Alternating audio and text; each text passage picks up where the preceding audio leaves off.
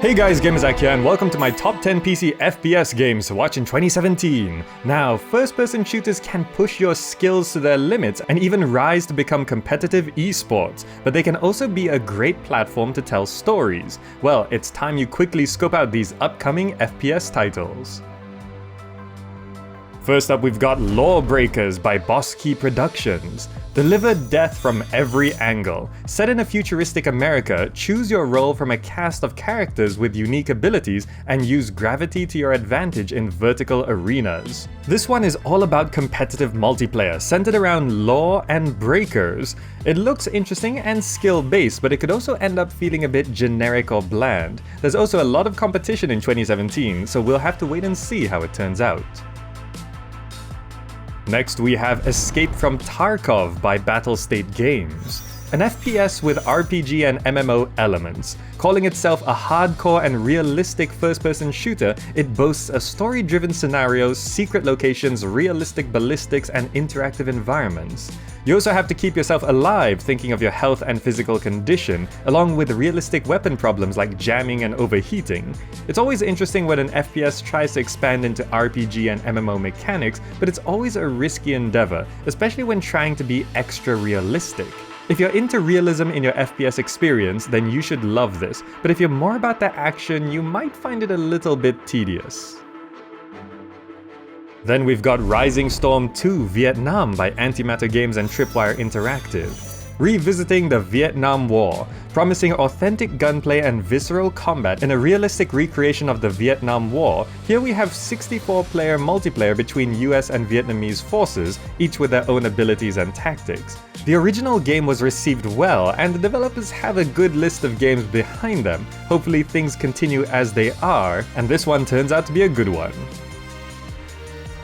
Next up we have Battalion 1944 by Bulkhead Interactive. A World War II shooter that's aiming to recapture classic multiplayer gameplay.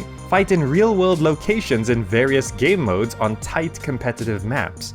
There's a cosmetic progression system, and customize your weapons to become recognizable in the community, and the game will also support LAN, and players can host their own servers. The focus on classic skill-based gameplay and high attention to detail makes this one look very promising. After raising 3 times their original goal on Kickstarter, it should turn out well as long as they manage things right.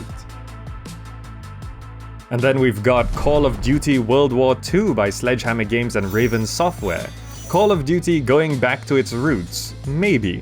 Following the story of Unbreakable Brotherhood, engage in multiplayer or team up in co-op mode, though besides that we haven't seen all too much yet. After the futuristic Infinite Warfare, which was received well but not amazingly, maybe going in the other direction will have more success. It's been a long time since Call of Duty was a World War II game though, so I'd be interested to see what they keep and what they change.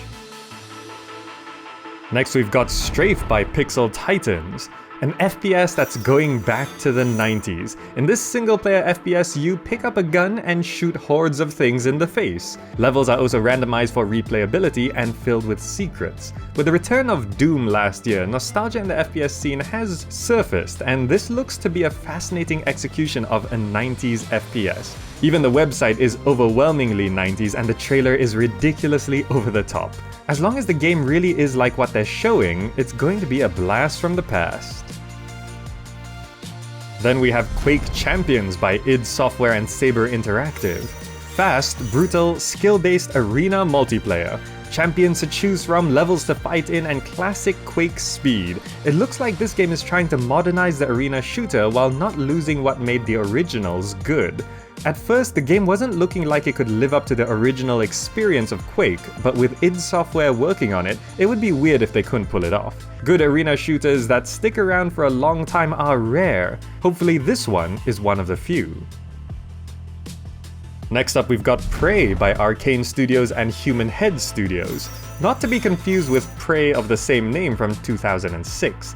Hostile aliens have overrun a space station and you must decide the fate of humanity. It's a sci-fi thriller set on a lavish craft designed like the 1960s, filled with secrets. Shadowy extraterrestrials hunt you while you gain alien powers and unique weapons. BioShock plus Dishonored is what people are saying. Overall, it's looking like a great single-player FPS, and the story and setting are interesting. Whether it can live up to BioShock and Dishonored though, we'll find out soon. And then we have Star Wars Battlefront 2 by EA DICE.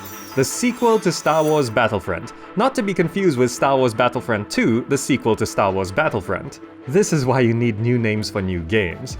This time, there's a single-player story, expanded multiplayer, space battles, and split-screen co-op. The first game was overly hyped and became a massive disappointment for many. It does look like the new sequel is attempting to solve the problems from before, but I don't think you need me to tell you to not let hype get the best of you. Finally, we've got Destiny 2 by Bungie, the sequel to the popular console FPS, and this time it's coming to PC. Humanity's last safe city has fallen to an invasion force, and you take on the role of a guardian. You can expect character progression, PvP and PvE, along with other MMO elements. Destiny has been a massive success on console, and it's always a good thing when developers decide to bring things to PC. If the sequel can really improve upon the formula, this is probably going to be a hit. Though, as with any console-first games, let's make sure it actually works on PC first, yeah? Now for some bonus games. Sniper Ghost Warrior 3, I listed this last year and it just released this year. Mirage Arcane Warfare went into early access last year and is still in development. Paladins Champions of the Realm also went into early access last year and doesn't have an official release date. Unreal Tournament has been going through pre-alpha since 2014 and it's free. The Signal from Tolva, it's an interesting open-world FPS that I thought I should mention. Morphe's Law, a weird experimental title where you shoot to shrink and grow body parts. Arctica 1, which is an Oculus VR and touch game. Bulletstorm, a 2011 FPS that just got a remaster. And Overkill's The Walking Dead. They say Washington will fall in 2017, but they said that about 2016 too. Maybe it's true this time. Now, most of these games should be releasing in 2017, but either way, you should keep an eye on developments to see if these games will set their sights on success or completely miss their mark. And to wrap up, here's something I'd like to know. With all the multiplayer shooters out there, do you think single player is getting a bit left out? Is single player important to you in an FPS? Personally, I either like the single player like Half-Life or multiplayer like Overwatch in an FPS. I can't think of an FPS where I enjoyed both. I'd love to know your opinion. Alright, that wraps up my top 10 PC FPS games to watch in 2017. Hope you enjoyed the video, and if you did, drop me a like or share it with your friends. The support is always appreciated. Thanks so much for watching, and I'll see you in the next video.